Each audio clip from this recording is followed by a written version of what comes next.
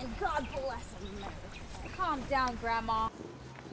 You know, I think it's pretty cool how patriotic your grandmother is. I respect patriotism, but I don't like your grandma touching my ass. Don't be such a big baby. Grandma.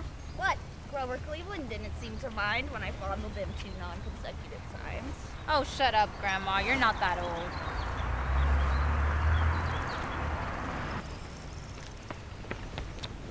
Wait, what the heck? Get in the auto! You guys... What?